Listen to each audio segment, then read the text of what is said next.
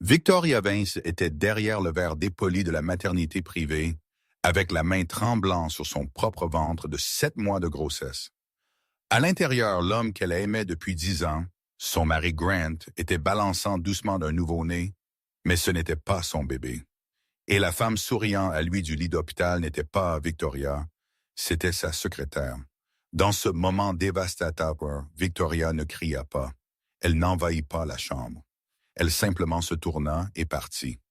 Grant pensait qu'il était le roi de l'Empire, mais était sur le point d'apprendre que la reine est la pièce la plus puissante de l'échiquier. Victoria arrangea le col de soie de sa robe de maternité, fixant son reflet dans le miroir du hall de son énorme penthouse. Elle semblait fatiguée. À 7 mois de grossesse, l'éclat que tous promettaient avait été remplacé par une fatigue persistante qui s'installait profond dans ses os. Mais ce n'était pas seulement la grossesse, c'était le silence dans la maison. Et il était 8 heures du soir d'un vendredi. Grant était en retard de nouveau. « Il est juste travaillant dur pour nous, Vic. » Elle murmura pour elle-même, répétant le mantra auquel elle s'était accrochée les 6 derniers mois. Grant Sterling était le visage de Sterling & Vance, la principale firme d'architecture de la ville. Il était charismatique, beau et férocement ambitieux. Quand ils se sont mariés 5 ans auparavant, il était un architecte junior en difficulté, avec de grands rêves et un compte bancaire vide. Victoria, préférant rester hors des projecteurs après avoir hérité de l'énorme propriété de son défunt père, finança silencieusement son ascension. Elle acheta la ferme, remodela la marque et plaça Grant comme PDG. Pour le monde, Grant était le visionnaire génial. Pour le monde, Victoria était seulement l'épouse mondaine chanceuse qui restait à la maison. Elle préférait ainsi. Elle haïssait les regards curieux de la presse, mais qu'elle faisait confiance à Grant pour s'occuper des affaires pendant qu'elle se préparait pour leur famille. Le son de la porte d'entrée étant déverrouillé, la jeta de sa rêverie. Grant entra jetant les clés dans le bol de cristal. Il sentait le whisky cher et un parfum qui était trop floral pour être un désodorisant de bureau. « Tu es arrivé », dit Victoria, forçant un sourire. Elle marchait avec un léger balancement de femme enceinte en se déplaçant pour le saluer. « Le dîner est froid, mais je peux réchauffer le rôti. » Grant même ne la regarda pas. Il desserra sa cravate, son expression tendue d'ennui. « Ne te dérange pas. J'ai mangé dans une réunion avec le client. Je suis épuisé, Victoria. Je vais directement au lit. » Il passa par elle, esquivant la tentative d'elle de lui embrasser le visage. « Grant », elle appela doucement, « le Dr. Harris a dit que le bébé est dans la position parfaite aujourd'hui. J'ai les photos de l'échographie si tu veux voir. » « Aujourd'hui non, Victoria », rétorqua Grant, se tournant. Ses yeux étaient froids, dépourvus de la chaleur qu'un jour ils eurent. « J'essaie de gérer une entreprise multimillionnaire. Je n'ai pas le temps de roucouler sur des photos en noir et blanc flou chaque 5 jours. Tu as une idée de la pression sous laquelle je suis? » Victoria recula comme si elle avait reçu une gifle. « Je suis propriétaire de l'entreprise aussi, Grant. Je sais exactement comment est la pression. » Grant lâcha un rire dur et de moqueur. « Tu possèdes un morceau de papier, Victoria. Je suis celui qui apporte les contrats. Je suis celui que la ville respecte. Tu juste t'assieds ici dans cette maison que je paye et fais le nid. » Il se tourna et marcha escalier au-dessus, laissant Victoria debout seule dans le grand hall. Elle posa une main protectrice sur son ventre. « Il ne voulait pas dire ça », murmura pour le fils encore non né. « Papa est juste stressé. » Mais au fond, la sensation d'inconfort dans son estomac n'était pas indigestion, c'était intuition. Le matin suivant, Grant sortit avant le lever du soleil. Il allégua qu'il avait une conférence de fin de semaine à Aspen avec des investisseurs potentiels. Il fit une valise, prit le passeport et embrassa son front avec un détachement mécanique qui glaça son sang. « Ne m'attends pas le dimanche, dit-il. Peut-être j'irai directement au bureau. » Victoria observa sa berline noire et élégante disparaître par l'entrée du garage. Elle sentit une envie soudaine et accablante de vérifier son vol. Elle ne le surveillait jamais. Elle n'était pas ce type d'épouse, mais l'odeur de parfum de la nuit précédente persistait dans sa mémoire. Elle ouvrit l'ordinateur portable et entra dans le compte partagé dans le cloud. Elle vérifia les itinéraires de vol. Il n'y avait pas de vol pour Aspen. Il y avait cependant une charge récurrente sur la carte de crédit de l'entreprise pour une suite privée au Centre médical St. Jude, spécifiquement dans l'aile VIP de maternité. Victoria fronça les sourcils. Pourquoi Grant payerait-il pour une suite de maternité? Son téléphone vibra. C'était un message texte d'un numéro inconnu. Il n'est pas à Aspen, il est au St. Jude 404. Viens voir avec qui il est vraiment en train de construire une famille. Son cœur martela contre ses côtes. Il fallait que ce soit une erreur, un canular. Mais l'extrait de carte de crédit la regardait en retour, sensillé et factuel. Victoria prit son manteau. Elle n'appela pas le chauffeur, elle appela un Uber. Elle avait besoin d'être invisible. L'aile VIP du St. Jude était plus silencieuse qu'une bibliothèque. Le sol était de marbre et l'air sentait la lavande au lieu d'antiseptique. Victoria garda la tête basse, ses lunettes de soleil grandes, cachant ses yeux rouges. Elle portait un surtout beige simple qui cachait son ventre de femme enceinte. Elle trouva la chambre 404 au bout du couloir. La porte était entr'ouverte. Victoria s'arrêta. La respiration se coinça dans sa gorge. Elle pouvait entendre des voix. « Elle est belle, Grant. Elle a ton nez. » La voix d'une femme aiguë et écœurante. « Elle est parfaite, » répondit la voix de Grant. Elle était douce, pleine d'une adoration que Victoria n'entendait pas diriger à elle depuis des années. « Ma petite princesse. » Victoria s'approcha de la fente dans la porte. L'intérieur de la chambre était rempli de ballons et de fleurs. Dans le lit de l'hôpital était assise Tiffany, l'assistante personnelle de Grant. Une femme que Victoria avait invitée à dîner, une femme pour qui Victoria avait acheté des cadeaux de Noël. Tiffany semblait radieuse, tenant une coupe de cidre mousseux, mais ce fut Grant qui capta l'attention de Victoria. Il était assis dans le fauteuil à côté du lit, tenant un bébé enveloppé dans des langes. Il berçait le bébé doucement, le visage brillant de fierté. « Quand vas-tu lui dire ?» Tiffany demanda, prenant une gorgée de sa boisson. « Tu as promis, Grant? Dès que le bébé naîtrait, tu quitterais la vache. » La main de Victoria agrippa le chambranle de la porte avec tant de force que les jointures des doigts devinrent blanches. « La vache !» Grant soupira, regardant toujours le bébé. « Je dois calculer le bon moment, Tiff.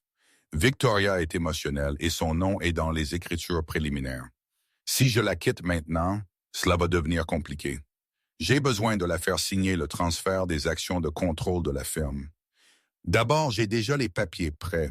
Je lui dirai que c'est pour des fins fiscales avant que son bébé naisse. « Et le bébé ?» Tiffany demanda, faisant la moue.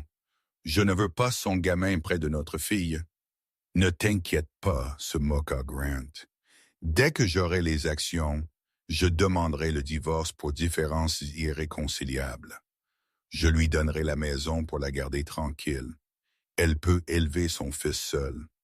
Je veux un nouveau début avec toi et avec de vrais héritiers. Pas un fils d'une femme qui s'est négligée au moment où elle a gagné un anneau. » Des larmes coulaient sur le visage de Victoria, chaudes et rapides. Il n'était pas seulement en train de tromper, il était en train de planifier de la voler. Il était en train de planifier de voler l'entreprise que son père avait construite, l'héritage qu'elle lui avait confié et la laisser avec leur fils, avec rien d'autre qu'une maison qu'elle ne voulait pas. Il était en train de tenir le bébé d'une autre femme pendant que le sien donnait des coups de pied dans l'aile, ignoré et indésiré. Pour un moment, la rage explosa si chaude qu'elle voulut donner un coup de pied dans la porte. Elle voulait crier, jeter le vase de fleurs sur sa tête, l'exposer là même devant les infirmières. Mais alors elle regarda le visage présomptueux de Grant. Elle vit le calcul dans ses yeux. Si elle criait maintenant, ce serait juste l'épouse enceinte, hystérique.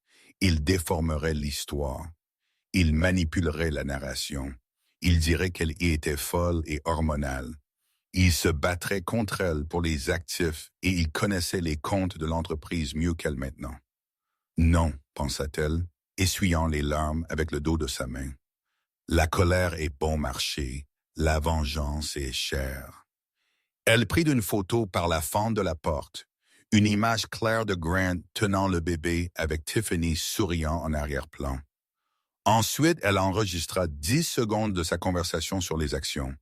Elle recula, ses talons silencieux sur le tapis moelleux. Elle se tourna et partit. En arrivant à l'ascenseur, elle composa un numéro qu'elle n'appelait pas depuis 5 ans. Harrison, dit-elle, la voix tremblante, mais gagnant de la force à chaque mot. Victoria, la voix grave et profonde de l'ancien avocat de son père, répondit. Tout va bien. Non, dit-elle entrant dans l'ascenseur et appuyant sur le bouton pour le hall. Grant essaye de voler la firme. Il a une maîtresse et une file secrète. J'ai besoin que tu gèles tout. Et Harrison? Oui, Victoria. Je veux invoquer la clause 14 de l'accord de partenariat original, la clause de Maffei, et préparer des enquêteurs privés. Je veux savoir ce qu'il a mangé au petit déjeuner 3 ans auparavant. Je veux le détruire. Victoria retourna à la maison vide. Cela ne semblait plus un foyer. Cela semblait un décor pour une pièce qui venait d'être annulée. Elle ne pleurait plus. Les larmes avaient séché dans le voyage en voiture pour la maison, remplacées par une détermination froide et d'acier. Elle alla au bureau de Grant à la maison. Il était négligent. Il pensait qu'elle était stupide, alors il cachait à peine ses traces. Elle trouva les documents fiscaux qu'il prévoyait de la faire signer dans sa maillette. Elle les lut. C'était un accord de transfert de propriété déguisé au milieu de pages de jargon juridique. Si elle signait cela, elle céderait 40% de ses actions à lui pour la stabilité de gestion, lui donnant le contrôle majoritaire. Elle prit des photos des documents, puis les remit exactement comme elle les trouva. Elle passa le week-end à emballer, pas tout, juste l'essentiel. Ses bijoux, ses documents personnels, les disques durs avec les papiers originaux d'incorporation de l'entreprise. Elle les déplaça vers un dépôt sûr de l'autre côté de la ville. Le dimanche soir, Grant revint. Il agit comme s'il était épuisé. Aspen fut un cauchemar, mentit-il, frottant ses tempes. Les investisseurs sont des requins, Victoria. Tu as de la chance de ne pas avoir à traiter avec eux. Victoria était assise sur le canapé lisant un livre. Elle ne leva pas les yeux. Tu as conclu l'affaire? Presque, dit-il, desserrant sa cravate. J'ai juste besoin de finaliser quelques structurations internes. En fait, cela me rappelle. J'ai quelques papiers pour toi à signer demain. Juste des choses fiscales standards pour le prochain exercice fiscal. Comme le bébé arrive, nous avons besoin de protéger nos actifs. Victoria finalement leva les yeux. Elle étudia son visage. Il semblait si sincère. C'était terrifiant combien bon menteur il était. Bien sûr, Grant, dit-elle, la voix douce. Ce qui est le mieux pour la famille. Grant sourit soulagé. C'est ma fille. Je les laisserai sur le comptoir de la cuisine le matin. Le matin de lundi arriva. Les papiers étaient là à côté d'une cafetière fraîche de café que Grant avait préparée, une offre de paix. Victoria prit le stylo. Grant l'observait littéralement retenant sa respiration. Il était appuyé sur le comptoir, essayant de paraître décontracté, mais ses jointures des doigts étaient blanches tandis qu'il tenait sa tasse. Victoria plana le stylo sur la ligne de signature. Alors elle s'arrêta. « Presque oublié, dit-elle, laissant tomber le stylo. « Quoi? » demanda Grant, la voix aiguisée. « Qu'est-ce qui s'est passé? » « Ma main est avec tant de crampes, mentit-elle. « Tunnel carpien de la grossesse.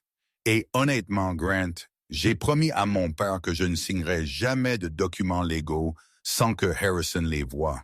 C'est de la superstition. » Le visage de Grant s'assombrit. Harrison est un dinosaure, Victoria. Il ne comprend pas la structure corporative moderne. Il va prendre des semaines pour réviser cela. Nous avons besoin que ce soit fait aujourd'hui. Pourquoi la hâte? Victoria demanda innocemment. L'agence du revenu frappe à la porte? Non, mais, bégaya Grant, réalisant qu'il pressait trop. Il força un rire. Je veux juste enlever cela de notre chemin avant que le bébé arrive. Tu ne me fais pas confiance?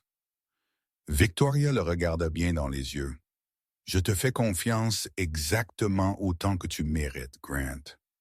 Le double sens passa inaperçu par lui. Très bien, rétorqua Grant, prenant des papiers. J'explique pour toi ce soir, mais cela a besoin d'être signé. Nous verrons, dit-elle. Grant sortit furieux pour aller au bureau. Dès qu'il fut parti, Victoria fit son mouvement. Elle n'alla pas au bureau. Elle alla à la banque. Avec l'aide de Harrison, elle accéda au compte conjoint. Comme le capital initial était d'elle et les comptes furent créés sous le parapluie du fonds fiduciaire de sa famille, elle avait autorité primaire. Elle ne les vida pas. Cela semblerait vol. Au lieu de cela, elle activa un gel de sécurité. Elle signala toutes les transactions de sortie au-dessus de 500 comme activité suspecte, exigeant autorisation biométrique double. Alors elle alla au siège de la firme. Elle ne mettait pas les pieds chez Sterling & Vance depuis 10 ans. La réceptionniste, une nouvelle fille appelée Chloé, qui ressemblait suspicieusement à Tiffany, à peine leva les yeux. « Puis-je aider? »« Je suis ici pour voir le CFO, Monsieur Henderson, » dit Victoria. « Tu as rendez-vous? »« Je n'ai pas besoin d'un. Je suis Victoria V. » La fille cligna des yeux. Le nom ne signifiait rien pour elle. « Monsieur Sterling est dans une réunion. »« Je n'ai pas demandé Monsieur Sterling. J'ai demandé le CFO, Monsieur Henderson. » Victoria passa par la table.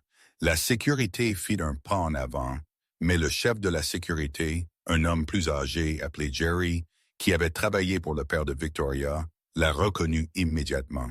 « Mademoiselle Victoria. » Jerry sourit, se plaçant devant le nouveau garde. « Cela fait très longtemps. »« Bonjour, Jerry. » Elle sourit chaleureusement.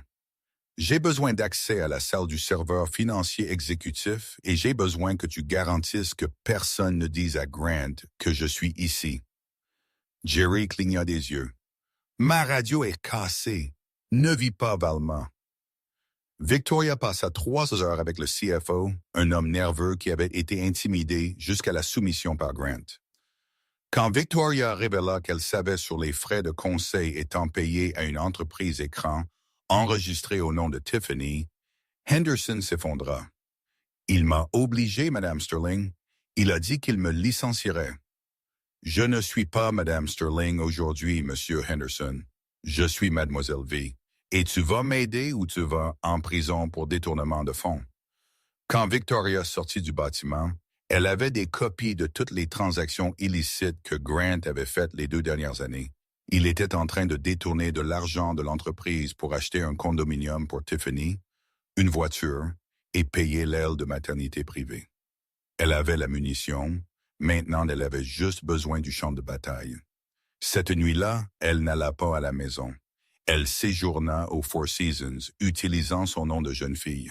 À 19 heures, son téléphone explosa. « Grant, où es-tu? Le dîner est sur la table. »« Grant, réponds au téléphone. »« Grant, pourquoi mes cartes de crédit ont été refusées? »« Je suis à un dîner avec un client et je semble un idiot. »« Grant, Victoria. » Elle observa les messages arrivant pendant qu'elle buvait un thé à la camomille dans son peignoir. Elle tapa une réponse. « Victoria, je suis à l'endroit où habite l'honnêteté. Tu devrais essayer de la trouver. Ne m'attends pas. » Elle raccrocha le téléphone. Le vrai jeu était sur le point de commencer. Grant Sterling n'était pas un homme habitué à entendre non. Toute sa vie, depuis ses jours pleins de charme à la faculté, jusqu'à sa rapide ascension dans le monde de l'architecture, avait été une série de portes ouvertes. Alors, quand le terminal de cartes au Le Jardin, le restaurant français le plus prétentieux de la ville, clignota refusé pour la 3e fois devant 2 clients potentiels. Grant sentit une sensation qu'il n'expérimentait pas depuis des années. Panique. Il avait clair. Erreur bancaire. Il plaisanta, exhibant son sourire vainqueur, tandis qu'il suait dans sa chemise faite sur mesure. Il fut forcé de demander aux clients de couvrir l'addition, promettant de les rembourser le triple. Ce fut humiliant, ce fut amateur. Maintenant, debout dans la cuisine de marbre de son penthouse vide le matin de mardi, Grant était furieux. « Réponds au téléphone, Victoria !» cria-t-il au répondeur pour la 20e fois. Il frappa le téléphone portable sur l'île de granit. La maison était trop silencieuse. Il était rentré tard la nuit précédente et trouva la chambre principale intacte. Le lit était fait avec précision militaire. L'armoire, généralement débordante avec les vêtements de maternité et châles doux de cachemire de Victoria, semblait vide. Il vérifia le coffre-fort. Ses bijoux avaient disparu. Elle fit une crise de colère, murmura Grant pour lui-même, allant d'un côté à l'autre. Il passa la main dans ses cheveux. Elle est hormonale. Elle est fâchée parce que j'ai manqué le dîner dans le panier. C'est tout. Il refusait de croire en toute autre chose. L'alternative que cela, elle savait, était impossible. Il avait été prudent. Tiffany avait été discrète. Le bébé était un secret enterré sous des couches de loi, de confidentialité et de paiements en espèces. Son téléphone vibra. C'était Tiffany. Tiffany, l'agence immobilière vient d'appeler. Le dépôt du condominium est revenu, Grant. Il menace de le remettre sur le marché. Répare cela maintenant. Grant gémit. Il répondit en résolvant. Juste une défaillance bancaire. Ne t'inquiète pas, amour. Il composa le numéro de la ligne bancaire privée de la firme. Ici est Grant Sterling. Mes cartes sont gelées. Décongelez-les immédiatement. Je suis désolé, Monsieur Sterling. La voix de l'autre côté était froide, professionnelle et distante. Le gel fut initié par le titulaire du compte principal dû à la suspicion d'activité frauduleuse. Nous ne pouvons le lever sans son autorisation biométrique personnellement. Je suis le PDG de l'entreprise, rugit Grant. Je suis son mari. Madame V est la titulaire du compte principal, monsieur. Votre niveau d'autorisation est secondaire. Ayez une bonne journée. La ligne devint muette. Grant fixa le téléphone. Secondaire. Le mot résonna dans sa tête comme un coup de feu. Pendant 5 ans, Victoria le laissa jouer le roi. Elle signait ce que peu importe il mettait devant elle, était d'accord avec ses stratégies d'affaires et restait en arrière-plan. Il avait oublié, vraiment oublié, que techniquement, elle tenait la laisse. Il avait besoin de ses actions. Il avait besoin qu'elle signât l'accord de transfert immédiatement. Dès qu'il aurait les carnifes, il aurait le contrôle majoritaire. Il pourrait licencier la banque. Il pourrait licencier elle. Il avait besoin de la trouver. Il appela ses amis. Aucun d'eux l'avait vue. Il appela son obstétricien. La réceptionniste dit « Madame Sterling a annulé ses consultations restantes avec nous. » Cela le paralysa. Grant annula les consultations. Elle était enceinte de 7 mois. Où irait-elle? Une pensée terrible lui vint à l'esprit. Il courut au bureau à la maison et alluma l'ordinateur. Entra dans le serveur interne de la firme pour vérifier son email, cherchant une distraction. Un email du CFO Henderson apparut. Sujet urgent, enquête d'audit. Monsieur Sterling, les auditeurs externes demandent des reçus concernant les frais de conseil pour T-Bone LLC. Ils sont dans la salle de conférence. S'il vous plaît, orientez. Le sang de Grant gela. T-Bone LLC était l'entreprise écran qu'il utilisait pour canaliser de l'argent vers Tiffany. Auditeurs externes. Il n'avait pas embauché d'auditeur. Il prit les clés. Il n'avait pas accès à ses comptes, mais il avait un stock d'argent d'urgence dans le coffre-fort du bureau.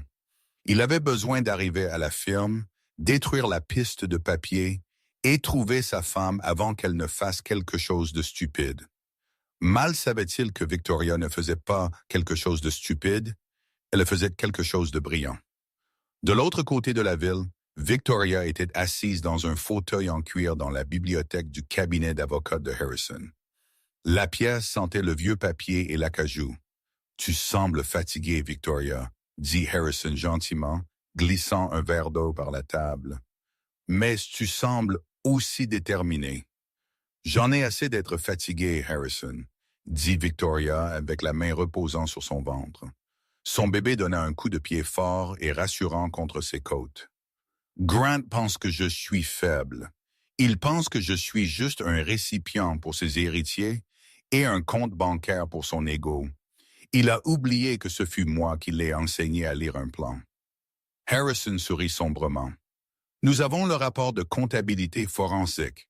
C'est accablant. Il a détourné plus de 2 millions de dollars de fonds de l'entreprise pour usage personnel. Le condominium, la voiture, les comptes de l'hôpital, tout est là. Mais, Victoria, si nous allons au tribunal avec cela, le scandale peut nuire au prix des actions de l'entreprise. Le public aime Grant. Il pense qu'il est le génie derrière l'horizon de la ville. Je sais, dit Victoria. Elle se leva et marcha jusqu'à la fenêtre, regardant la ville que son père avait aidé à construire. C'est pourquoi nous n'allons pas au tribunal. Pas encore. Qu'est-ce que tu as en tête? Victoria se tourna, un feu froid dans ses yeux. Grant a programmé une réunion du conseil pour vendredi pour pousser son nouveau plan d'expansion. Il veut utiliser cette réunion pour éblouir le conseil et les faire voter pour une restructuration qui dilue mes actions. Il est en train de marcher vers un piège, remarqua Harrison. Non, Victoria le corrigea. Il est en train de marcher vers une exécution. J'irai à cette réunion, Harrison, et je veux que tu sois là, pas comme mon avocat. Comme quoi? Comme le bourreau. Le jeudi, Grant était une épave. Il ne dormait pas depuis 48 heures. Il vivait à base de café du bureau et d'adrénaline. Il réussit à berner les auditeurs, alléguant que les fichiers étaient archivés hors site, mais il savait qu'il manquait de temps. Il n'avait toujours pas trouvé Victoria. Alors, à 14 heures, sa secrétaire, la nouvelle depuis que Tiffany entra en congé de maternité, l'appela. Monsieur Sterling, Madame Sterling est sur la ligne 1. Grant presque renversa la chaise, agrippant le téléphone. Victoria, où diable es-tu? Bonjour, Grant. La voix d'elle était calme, presque sereine. C'était la voix de la femme avec qui il s'était marié, pas le fantôme qui s'était enfui. Je suis désolé de t'inquiéter. J'avais besoin d'un peu d'espace. La grossesse, les hormones. Simplement me suis senti dépassé. Grant exhala, ses épaules tombant. Elle était en train de s'excuser. Elle était en train d'acheter la narration. Grâce à Dieu, je me suis trop inquiété, Vic. Il mentit doucement, sa confiance revenant instantanément. J'ai été devenant fou. Où es-tu? Je suis dans un spa à la campagne, dit-elle. J'avais besoin de me vider la tête, mais je reviens demain. Je sais combien la réunion du conseil est importante pour toi.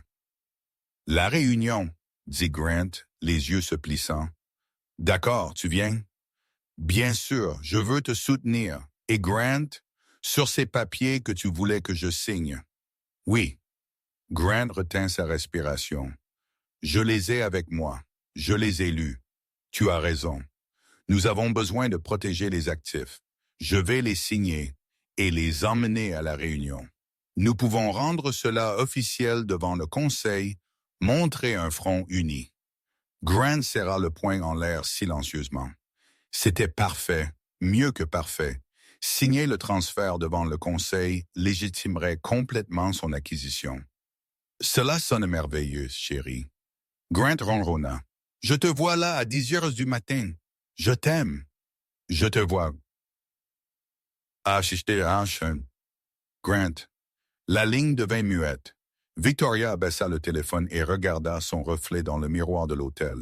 Elle n'était pas dans un spa. Elle était à 10 pâtés de maison de distance. « Je t'aime aussi, » elle murmura pour la chambre vide. « C'est pourquoi cela doit faire mal. » Le matin de vendredi arriva avec une tempête qui secoua les fenêtres du gratte-ciel de Sterling Vance. Grant arriva tôt, vêtu de son meilleur costume gris anthracite. Il se sentait invincible. Il avait envoyé un message à Tiffany avec les bonnes nouvelles. « Grant, elle va signer aujourd'hui. Dès que la réunion sera finie, je dépose les papiers. Nous serons en train de célébrer ce soir. » Tiffany, super. Apporte du champagne. Le bébé a crié toute la nuit. Grant fronça les sourcils pour le message, mais le dispensa. Il entra dans la salle de réunion. La longue table d'acajou était polie jusqu'à briller. Le conseil d'administration était déjà en train de se réunir. Il y avait Arthur Penhaligon, un magnat immobilier de 70 ans, qui avait été partenaire de golf de son père. Il y avait Beatrice Cole, une capitaliste de risque aux yeux perçants, qui ne souriait jamais. Et il y avait 3 membres plus jeunes que Grant avait apportés récemment. C'est flatteur. Grant, Arthur hocha la tête tapotant son stylo. Nous avons entendu qu'il y a une grande annonce aujourd'hui. Énorme, Arthur. Grant sourit radieux, prenant sa place à la tête de la table. Nous sommes en train de restructurer pour l'avenir. La Sterling Vance est sur le point de devenir un empire global. Et Victoria? Demanda Béatrice, regardant par-dessus ses lunettes. Elle va se joindre à nous, nous ne la voyons pas depuis des mois. Elle sera ici, assura Grant. Elle est totalement d'accord avec la nouvelle direction.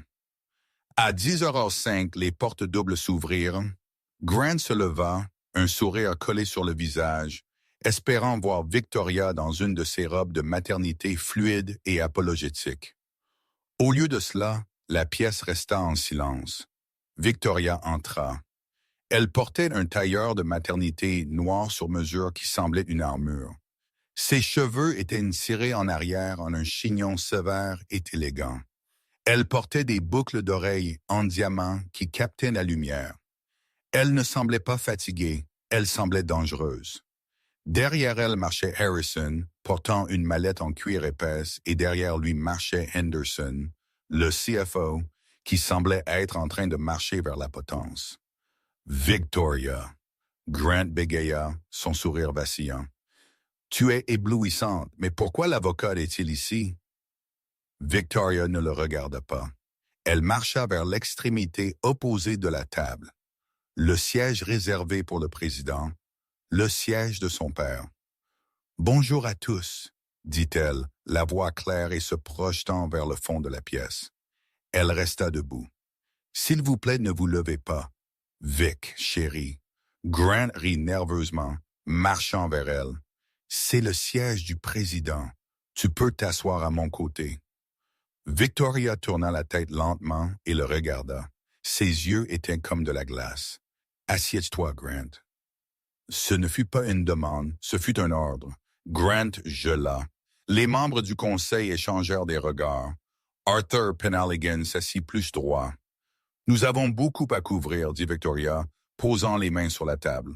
Mais d'abord, Grant a mentionné quelques papiers que j'avais besoin de signer. Grant courut pour récupérer la situation. Oui, bien ici. Il prit la mallette de son côté de la table et la glissa vers elle. Juste la restructuration de protection d'actifs, comme nous avons discuté. Victoria ouvrit la mallette. Elle regarda le document. Transfert de 40% droit de vote à Grant Sterling. Elle prit un stylo. Le cœur de Grant martelait contre ses côtes.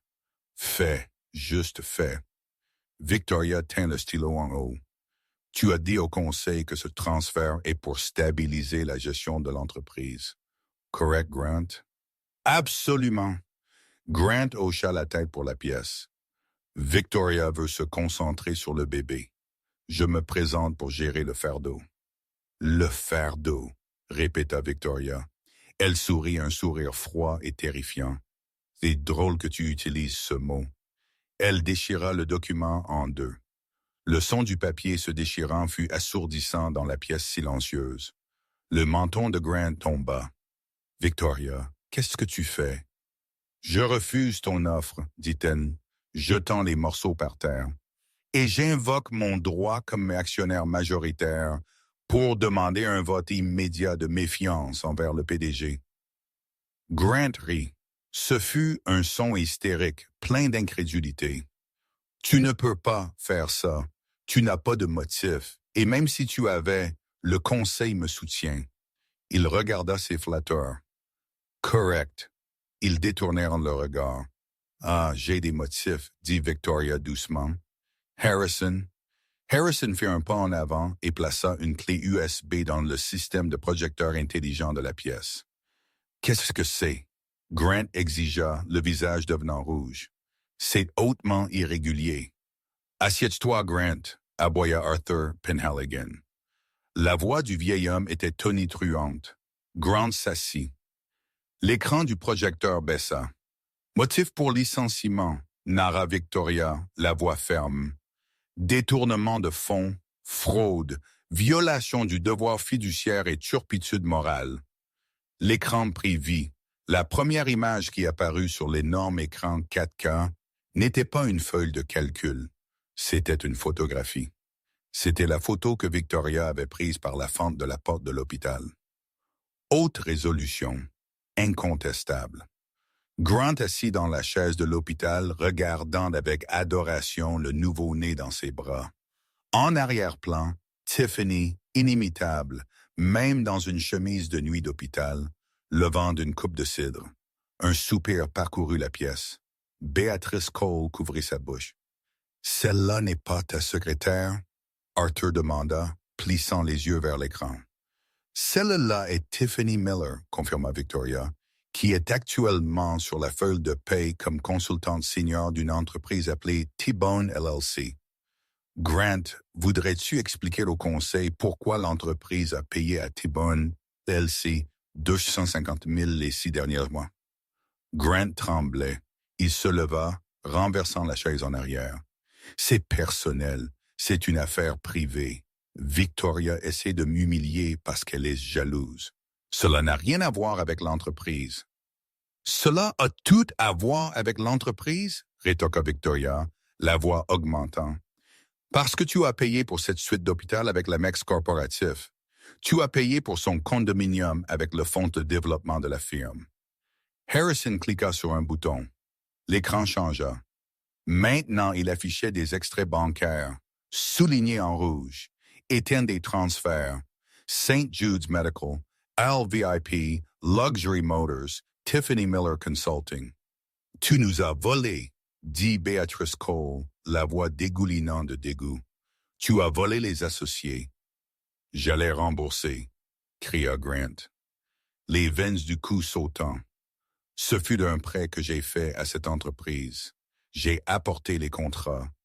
Je suis la Sterling and Vance. »« En fait, » dit Victoria, signalant Harrison de nouveau, « tu n'es pas. » L'écran changea pour un document légal. C'était le statut original d'incorporation de la firme daté de 30 ans auparavant, signé par le père de Victoria. « Voyez, » Victoria s'adressa au conseil ignorant Grant. « Quand mon père est mort, il a laissé la ferme à moi. Quand Grant et moi nous sommes mariés, j'ai permis qu'il la gère. J'ai laissé qu'il mette son nom sur la porte. J'ai laissé qu'il pense qu'il était un associé. » Elle se tourna pour regarder Grant, qui maintenant suait profusément, desserrant sa cravate.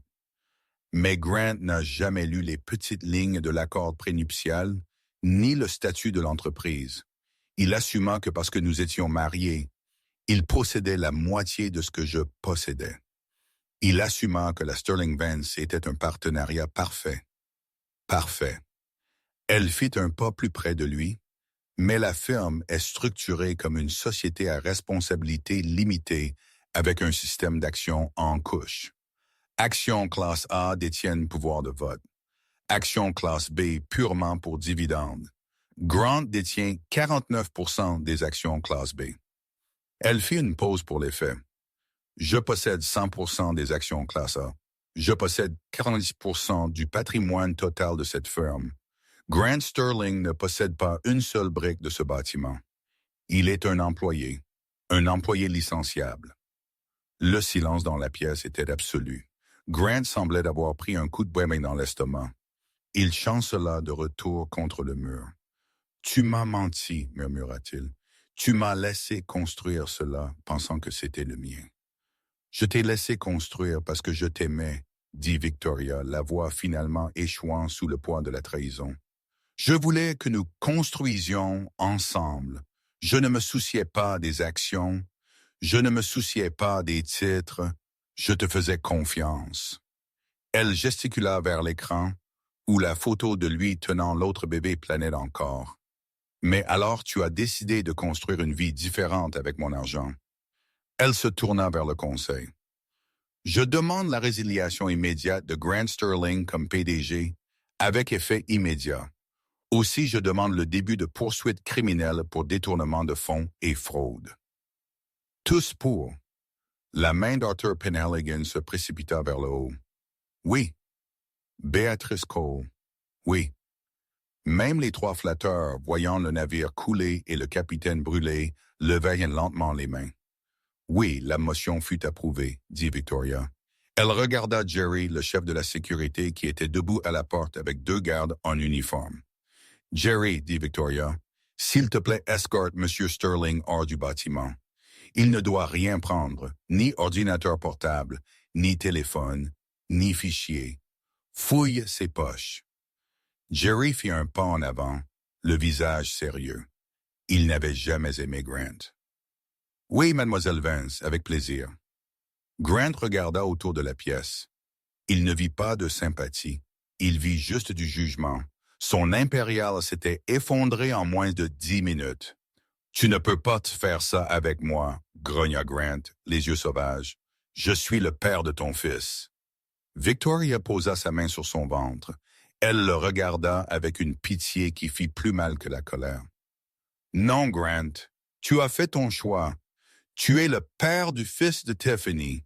Mon fils a une mère qui est propriétaire d'un royaume et c'est suffisant. » Jerry agrippa le bras de Grant. « Allons, monsieur, ne fais pas de scène. »« Enlève tes mains de moi » cria Grant, le secouant. Il arrangea sa veste, essayant de sauver une miette de dignité. Il foudroya Victoria. « Tu penses que tu as gagné? L'entreprise n'est rien sans moi. Les clients m'aiment, j'ouvrirai ma propre firme. Je t'écraserai et je prendrai la moitié de ton argent dans le divorce. » Victoria l'observa marcher jusqu'à la porte. Grant l'appela une dernière fois. Il s'arrêta avec la main sur la poignée, regardant en arrière avec un dédain. « Tu aurais vraiment dû lire le prénuptial, » dit-elle doucement. « La clause d'infidélité annule tout le soutien conjugal. Tu sors de ce mariage exactement comme tu es entré. Ruiné. » Le visage de Grant devint blanc. Il ouvrit la bouche pour crier, mais aucun son ne sortit. Elle se tourna et s'enfuit de la pièce, Jerry juste derrière lui. Quand la porte se ferma, Victoria lâcha un long soupir tremblant. Elle s'assit dans la chaise du président. Ses jambes tremblaient. Arthur Penhaligon se leva et marcha jusqu'à elle. Il posa sa main sur son épaule. « Ton père serait fier, Victoria, » dit-il doucement. « Il a toujours dit que tu étais la dure. » Victoria regarda le vieil homme et sourit à travers les larmes qu'elle permit finalement de tomber. « Je ne suis pas dure, Arthur, » dit-elle. « Je suis juste une mère protégeant sa progéniture. » Mais le drame n'avait pas fini. Grant Sterling n'était pas un homme qui tombait silencieusement, et Tiffany Miller n'était pas une femme qui abandonnait sa poule aux œufs d'or sans lutter. Quand Victoria sortit du bâtiment 1 heure après, épuisée, mais victorieuse, son téléphone sonna. Ce n'était pas Grant, c'était un numéro qu'elle ne reconnaissait pas. « Mademoiselle Sterling, » dit une voix, « ici est de l'urgence de Saint-Jude. Votre ex-mari vient d'être admis. » Le cœur de Victoria s'arrêta.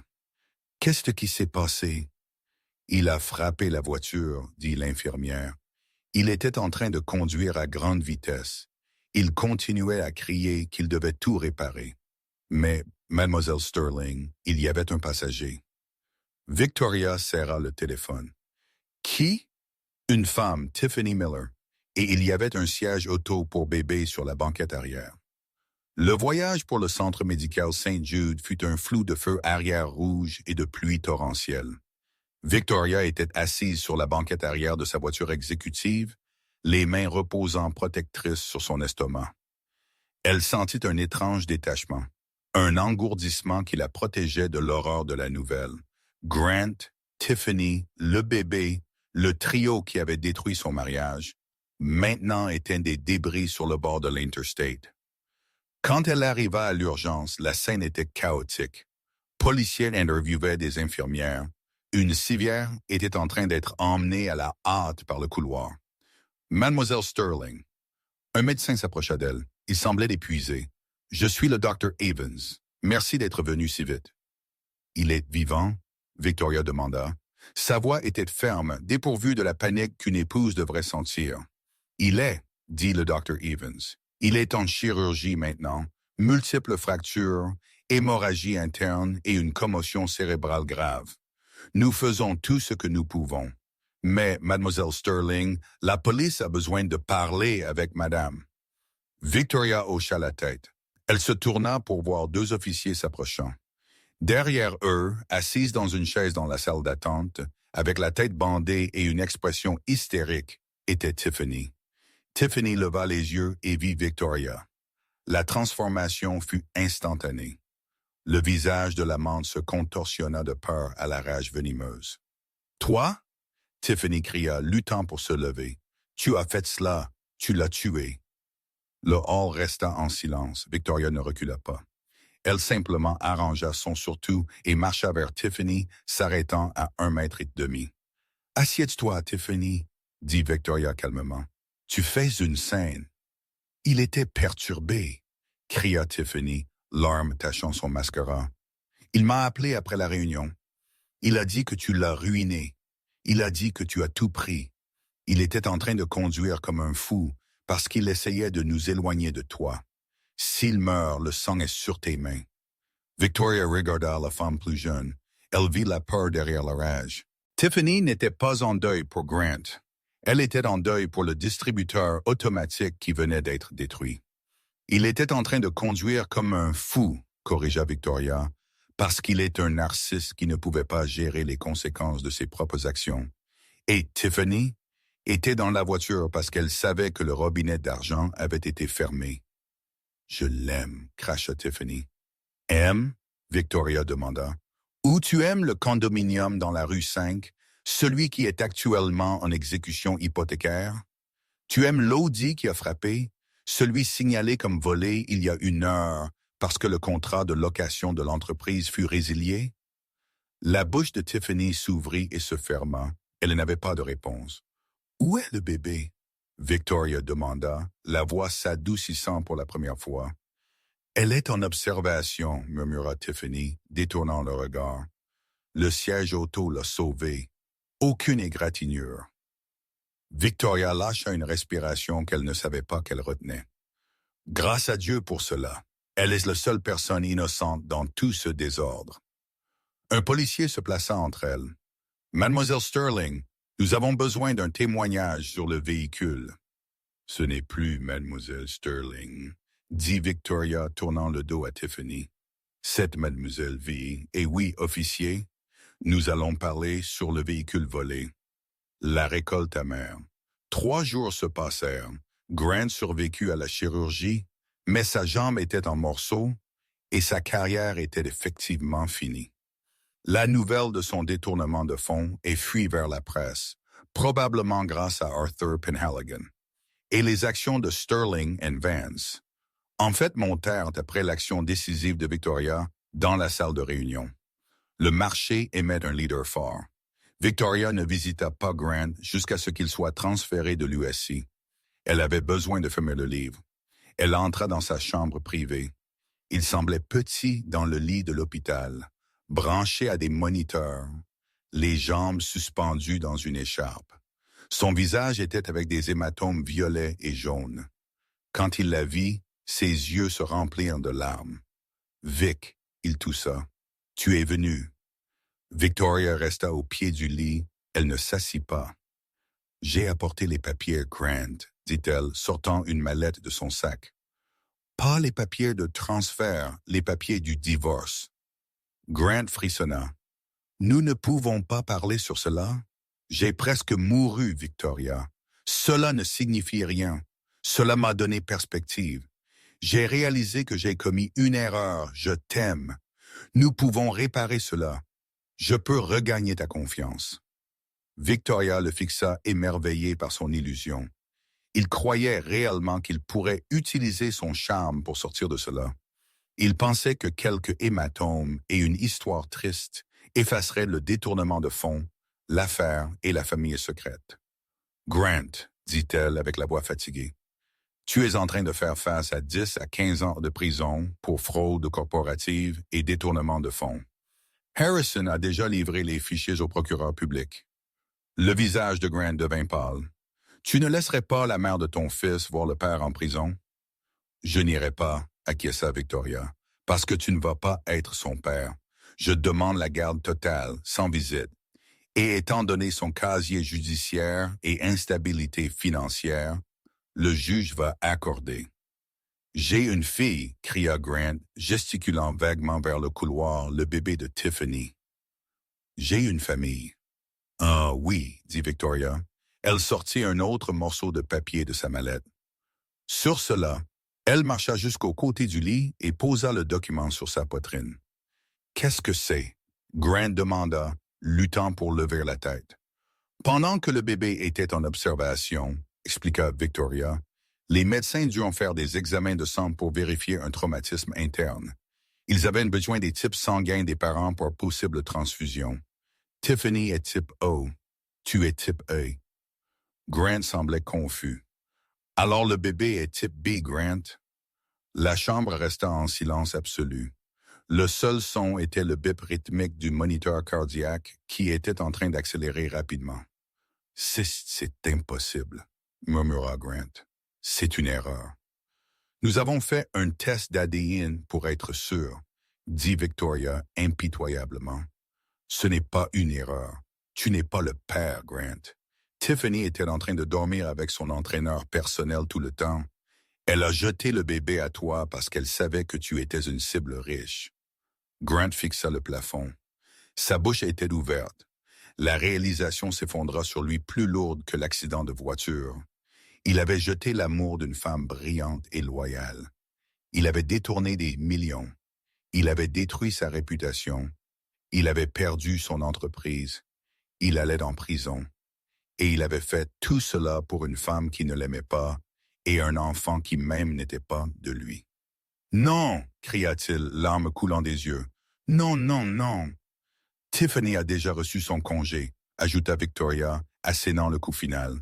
Elle s'est enfuie de la ville ce matin. Elle sait que l'argent est fini. Tu ne la verras jamais plus. Grant commença à sangloter. C'était un son cassé et laid. Il tendit la main en direction de Victoria. « Vic, s'il te plaît, aide-moi. Je n'ai rien. Je n'ai personne. » Victoria regarda sa main. Elle se rappela comment cette main avait l'habitude de tenir la sienne. Elle se rappela comment cette main avait signé les chèques pour son amante. Elle se rappela comment cette main avait tenu un bébé qui n'était pas le sien pendant qu'elle regardait du couloir. Elle ne prit pas la main. « Tu as exactement ce que tu as construit, Grant, » dit-elle froidement. « Rien. » Elle se tourna et marcha jusqu'à la porte. « Victoria !» cria-t-il, le désespoir résonnant dans les murs stériles. « Ne me laisse pas ici, je suis ton mari. » Elle s'arrêta à la porte, la main sur la poignée.